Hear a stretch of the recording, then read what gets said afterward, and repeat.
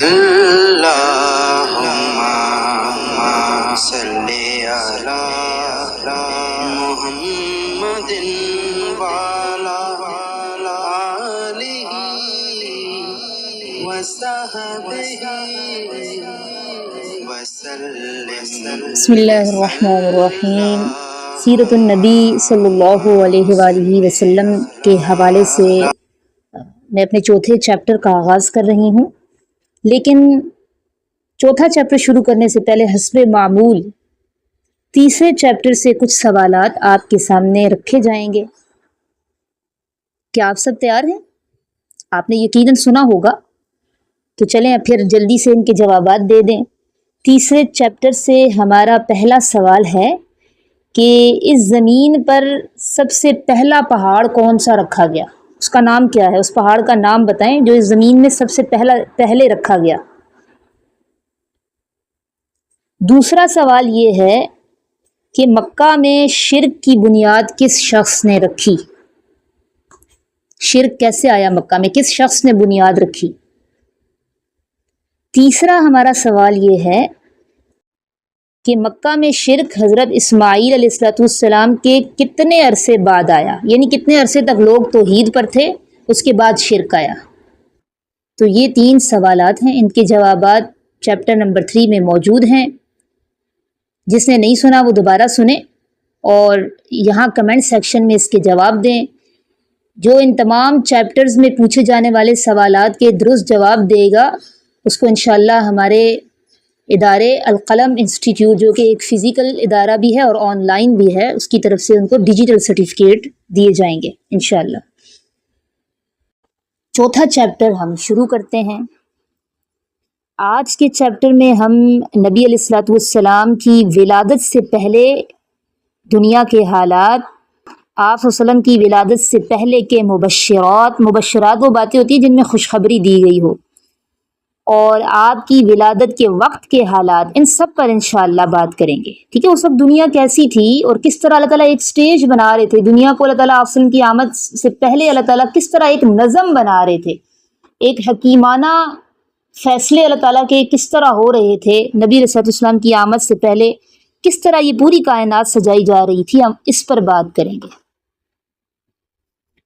اچھا دیکھیں، یہ بات تو ہم سب کو معلوم ہے، عام روایات میں بھی آتا ہے کہ دنیا میں کل 1,24,000 کم و بیش پیغمبر اور رسول آئے، جن میں 313 رسول تھے، باقی نبی تھے، اور ان سب میں بھی 5 اولو العزم رسول تھے، اور ان 5 میں بھی سب کے سردار خاتم النبیین سیدنا محمد صلی اللہ علیہ وآلہ وسلم تھے۔ اچھا، اگر ہم تاریخ پر نظر ڈالیں تو ہمیں یہ پتہ چلتا ہے کہ جس انداز میں سرکار دو عالم حبیب کبریا حضرت محمد مصطفیٰ صلی اللہ علیہ وآلہ وسلم کا وجود مسعود ہے، کسی اور نبی یا پیغمبر کے بارے میں ہمیں یہ بات نہیں ملتی۔ آپ صرف اس بات سے اندازہ لگا لیں کہ 1,24,000 جو پیغمبر آئے، انہوں نے حضور صلی اللہ علیہ وسلم کے آنے کا اعلان کیا۔ اللہ تبارک و تعالیٰ نے قرآن میں عیسیٰ علیہ السلام کا ذکر فرما دیا نا، کہ وہ اس لیے فرما دیا کہ نبی علیہ السلام سے عیسیٰ علیہ السلام کا زمانہ قریب تھا۔ عیسیٰ علیہ السلام کے بارے میں اللہ نے کیا ذکر فرما دیا؟ وَمُبَشِّرًا بِرَسُولٍ يَأْتِي مِن بَعْدِ اسْمُهُ أَحْمَدُ۔ کیا اعلان کیا تھا حضرت عیسیٰ علیہ السلام نے کہ میں ایک ایسے رسول کی خوشخبری دینے والا ہوں جو میرے بعد آئے گا، اسمہ احمد، نام اس کا احمد ہوگا۔ لیکن اصل بات یہ ہے کہ جتنی بھی اس سے پہلے آسمانی کتابیں ہیں، تورات ہے، انجیل ہے، زبور ہے، ہر کتاب میں اللہ تبارک و تعالیٰ نے نبی کریم صلی اللہ علیہ وسلم کا ذکر کیا ہے، اور بڑے اہتمام سے کیا ہے۔ آپ صلی اللہ علیہ وسلم کی صفات لکھ دی ہیں، حالانکہ اللہ تعالیٰ کو تو پتہ تھا کہ نبی علیہ السلام کو کس زمانے میں پیدا ہونا ہے، اور اللہ کے علم میں یہ بات بھی تھی کہ نبی علیہ الصلوۃ والسلام وہ خاتم الانبیاء والمرسلین ہوں گے، یعنی آپ صلی اللہ علیہ وسلم سب سے آخر میں آئیں گے اور اس کے بعد نبوت کا سلسلہ ختم ہو جائے گا۔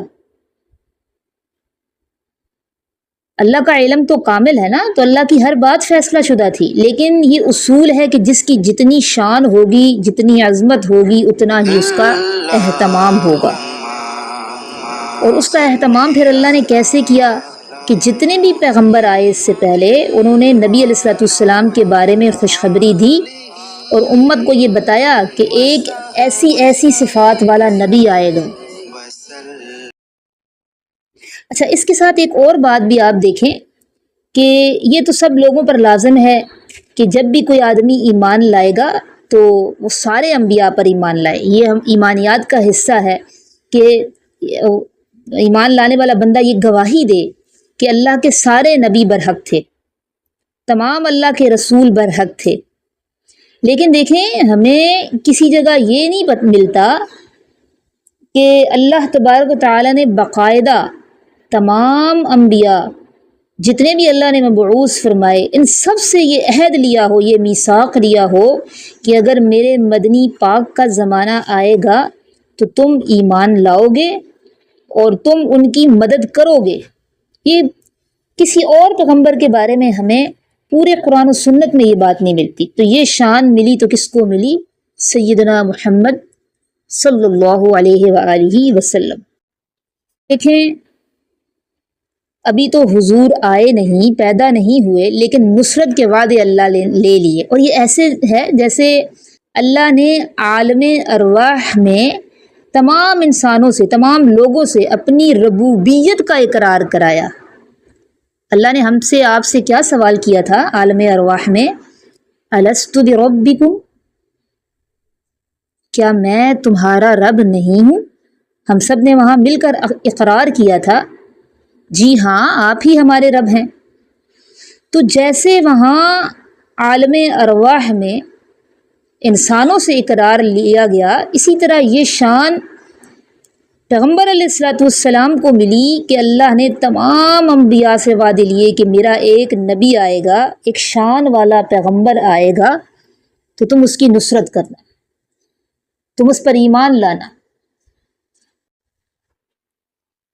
اور اسی طرح آپ دیکھیں پوری تاریخ عالم، تاریخ انسانیت، تاریخ اسلام پہ نظر دوڑائیں، ایسا واقعہ آپ کو تاریخ میں کبھی نہیں ملتا کہ اللہ کا نبی پیدا نہ ہوا ہو اور اس پر ایمان لانے والے پہلے سے موجود ہوں۔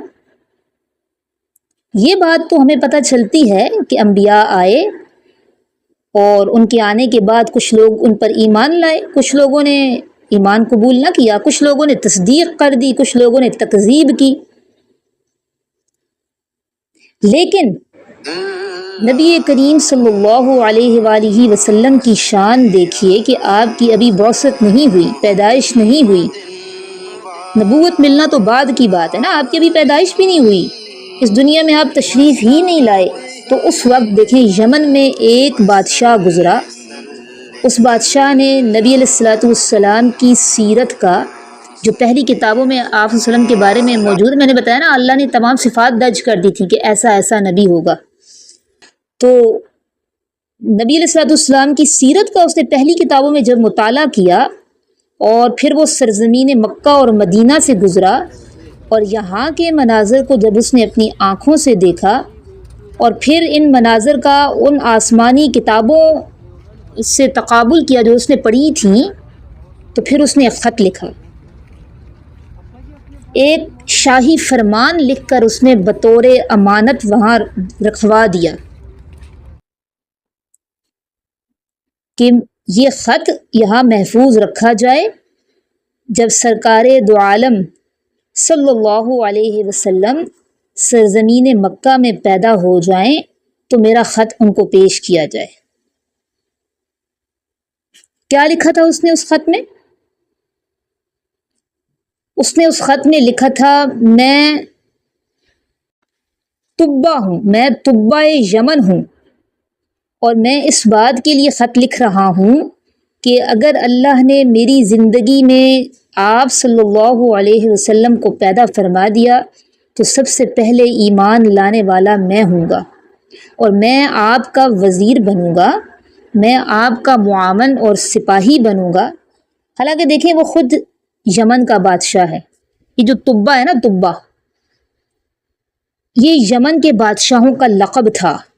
اس دور میں آپ دیکھیں جو ایران کا جو بادشاہ ہوتے تھے فارس کے، وہ کسریٰ کہلاتے تھے، کسریٰ ان کا لقب تھا۔ روم کے بادشاہوں کا لقب قیصر تھا، اسی طرح مصر کے بادشاہوں کا لقب فرعون تھا، حبشہ کے بادشاہوں کا لقب نجاشی تھا۔ تو طبہ یہ یمن کے بادشاہوں کا لقب ہوتا تھا، انہیں اسی طرح پکارا جاتا تھا طبہ اول، طبہ دوم۔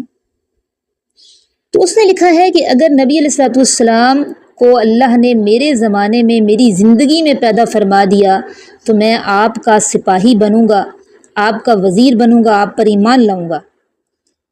اور اس نے مزید یہ بھی لکھا کہ اگر میں پہلے مر گیا اور آپ صلی اللہ علیہ وسلم بعد میں دنیا میں تشریف لے آئے تو پھر یہ خط گواہ رہے گا کہ میں آپ پر ایمان لا چکا ہوں۔ سبحان اللہ وبحمدہ، سبحان اللہ العظیم۔ یعنی اندازہ لگائیے کہ پوری تاریخ انبیاء میں یہ بات ہمیں نہیں ملتی کہ ایک نبی ابھی پیدا ہی نہ ہوا ہو لیکن ایمان لانے والے پہلے اقرار کریں اور پھر اس طرح اہتمام بھی کریں کہ شاہی فرمان لکھیں اور اس کو باقاعدہ جمع کروا کے محفوظ رکھ دیں۔ تو یہ بات اگر ہمیں ملتی ہے تو صرف سیرت محمد صلی اللہ علیہ وآلہ وسلم میں ملتی۔ پھر دیکھیں اللہ تبارک و تعالیٰ نے قرآن مجید میں بھی ہمیں بتا دیا کہ حضور صلی اللہ علیہ وسلم وہ نبی ہیں جن کا ذکر تورات اور انجیل میں بھی موجود ہے، اور تورات میں تو اتنی وضاحت کے ساتھ موجود ہے کہ آپ صلی اللہ علیہ وسلم کا نام بھی موجود ہے، اور یہ بھی لکھا ہے کہ حضور صلی اللہ علیہ وآلہ وسلم جہاں پیدا ہوں گے اس شہر کا نام مکہ ہوگا، آپ جہاں ہجرت کریں گے اس شہر کا نام مدینہ طیبہ ہوگا، اور یہ بھی لکھا ہے کہ وہ اللہ کے نبی ایسے نہیں ہوں گے کہ آپ کی طبیعت میں سختی ہو، آپ کی زبان میں درشتگی ہو، نہ بازاروں میں شور مچانے والے ہوں گے۔ اور یہ بھی لکھا ہوا تھا کہ اس نبی کی شان یہ ہے کہ وہ ہدایہ، تحائف وغیرہ اگر کوئی پیش کرے تو وہ قبول فرما لیں گے، لیکن صدقے کا مال نہیں کھائیں گے۔ اور یہ بھی اس میں لکھا ہوا تھا کہ حضور صلی اللہ علیہ وآلہ وسلم کا دونوں کندھوں کے درمیان جو فاصلہ ہے وہ عام انسانوں سے زیادہ ہے، اور اس میں یہ بھی لکھا ہوا تھا کہ آپ صلی اللہ علیہ وسلم کے دو کندھوں کے درمیان میں پشت کے مقام پر ایک علامت نبوت بھی ہے، اور تورات میں یہ بھی لکھا ہوا تھا کہ آپ کی امت حمادون ہوں گے، بہت زیادہ حمد کرنے والے، اور یہ بھی لکھا ہوا تھا کہ آپ کی امت پنڈلیوں تک اپنی چادریں پہنے گی اور وضو کرنے والی ہوگی اور وقت پر بڑی نظر رکھنے والی ہوگی، اور اول وقت میں نمازیں ادا کرنے والی ہوگی۔ یعنی اتنی تفصیل کے ساتھ اللہ تعالیٰ نے تورات میں لکھ دیا، اور آج باوجود تحریف و تبدیلی کے ابھی بھی نبی کریم صلی اللہ علیہ وآلہ وسلم کی یہ صفات وہاں پہ موجود ہیں، اور کسی نبی، کسی پیغمبر کے بارے میں آپ کو اتنی تفصیل نہیں ملتی۔ تو یہ شان ہے محمد عربی خاتم النبیین رحمت عالم حضرت محمد صلی اللہ علیہ وآلہ وسلم کی۔ اچھا، ایک اور چیز کی طرف بھی توجہ دیتے ہیں، آپ غور کریں، اللہ کی قدرت ہے کہ نبی علیہ السلام کے آنے سے پہلے دنیا میں 2 سپر پاورز تھیں۔ جیسے ہمارے ہاں 2 سپر پاورز تھیں پہلے، اب ایک ہے جسے امریکہ کہتے ہیں۔ ہم تو خیر مسلمان ہیں، ہمارے نزدیک تو طاقت صرف اللہ تبارک و تعالیٰ کی ہے، باقی سب تو مخلوق ہے، اور مخلوق عاجز ہے۔ یہ تو بس الفاظ ہیں جو مستعمل ہو جاتے ہیں دنیا کی زبانوں میں۔ تو سپر پاور صرف اللہ کی ذات ہے، باقی سب مخلوق ہے۔ بہرحال ایک لفظی طور پر جو باتیں مروج ہیں کہ دنیا میں یہ بڑی طاقت ہے، تو اس وقت بھی بڑی طاقتیں دو تھیں، ایک روم جس کے بادشاہ کو کسریٰ کہتے تھے، اور ایک فارس، روم جس کے بادشاہ کو قیصر کہتے تھے، اور دوسرا فارس جس کے بادشاہ کو کسریٰ کہتے تھے، ٹھیک ہے۔ روم اور فارس یہ دو بڑی طاقتیں تھیں۔ اب آپ دنیا کے نقشے پر نظر ڈالیں تو ترکمانستان، ماوراء النہر، افغانستان، اور اس طرح جہاں تک آپ نظر دوڑاتے جائیں یہ سب فارس کے زیر اثر تھے، یعنی ایران کے زیر اثر تھے۔ اور دوسری طرف جب آپ نظر ڈالیں گے تو بلاد مغرب ہے، البانیہ ہے۔ البانیہ یہ جرمنی کا نام ہے، پرانا نام، موجودہ جرمنی کہلاتا ہے۔ تو افریقی ممالک ہو گئے، حبشہ ہو گیا، تو یہ سارا قیصر کے تسلط میں تھا۔ یعنی پوری دنیا پر صرف دو طاقتوں کا تسلط تھا۔ آدھی دنیا سمجھیں ایک طاقت کے پاس تھی اور آدھی دنیا دوسری طاقت کے پاس تھی۔ لیکن اللہ کی شان دیکھیے کہ سرزمین مکہ اور مدینہ، مکہ مکرمہ اور مدینہ منورہ، یہ دونوں طاقتوں میں سے کسی کے تسلط میں نہیں تھا، ٹھیک ہے۔ نہ یہاں قیصر کی بات چلتی تھی، نہ یہاں فارس کی۔ اللہ تبارک و تعالی نے اپنے نبی کے لیے کون سا مقام منتخب فرمایا؟ ایک ایسا مقام جہاں دونوں طاقتوں کا اثر نہ ہو، بلکہ نبی کریم صلی اللہ علیہ وسلم پھر ان دونوں طاقتوں کے اثر کو ختم کرنے والے بنے۔ تو یہ بھی ایک شان ہے آپ کی پیدائش کے لیے ظاہری طور پر جس کا اہتمام رہا۔ باقی اس میں ایک باطنی پہلو بھی ہے کہ اگر دیکھیں ہم نے چاروں طرف برابر بات پہنچانی ہو تو لازمی بات ہے کہ ہم سینٹر میں یا وسط میں بیٹھیں گے تاکہ مجمع ہر طرف ہو اور ہماری آواز برابر پہنچ سکے۔ تو اللہ نے چونکہ کعبۃ اللہ کو پوری کائنات کے مرکز میں بنایا ہے، تو نبی علیہ الصلوۃ والسلام کی آواز کو مشرق و مغرب، شمال اور جنوب پورے عالم میں پھیلانا تھا۔ تو اس لیے بھی اللہ تعالیٰ نے حضور صلی اللہ علیہ وآلہ وسلم کو مرکزی مقام پہ پیدا فرما دیا، اور یہ مقام بھی کسی اور کو نہیں مل سکا۔ سبحان اللہ و بحمدہ، سبحان اللہ العظیم۔